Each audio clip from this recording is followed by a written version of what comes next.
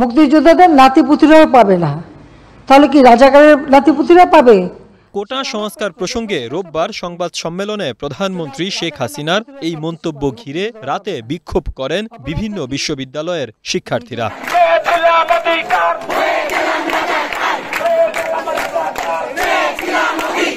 এই ইস্যুতে নিজ কার্যালয়ে এক অনুষ্ঠানে সোমবার আবারও কথা বলেন প্রধানমন্ত্রী।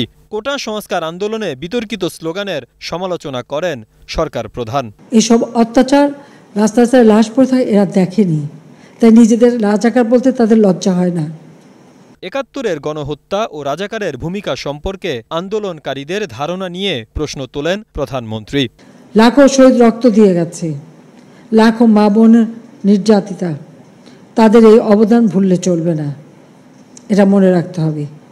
কারণ পাকিস্তানি হানাদার বাহিনী আর রাজাকার বাহিনী যেভাবে এদেশের অত্যাচার করেছে। বিক্ষোভে মেয়েদের স্লোগান নিয়ে বিস্ময় প্রকাশ করে প্রধানমন্ত্রী বলেন, ৭১-এ ঢাকা বিশ্ববিদ্যালয়ের ছাত্রী হলে নৃশংসতা ভুলে যাওয়ার সুযোগ নেই। আমার খুব দুঃখ লাগে কালকে যখন শুনি রোকেয়া হলে ছাত্রীরাও বলে তারা রাজাকার। তারা কি জানে ৭১ সালে ২৫শে মার্চ কি ঘটেছিল? সেখানে ৩০০ মেয়েকে হত্যা করেছিল, ৪০ জন মেয়েকে রেপ করেছিল এবং এদের ধরে নিয়ে পাকিস্তানি ক্যাম্পে নিয়ে গিয়েছিল। মুক্তিযুদ্ধে লাখো শহীদের অবদান ভুলে যাওয়া উচিত নয় বলেও মন্তব্য করেন প্রধানমন্ত্রী। Syed Raihan, news time.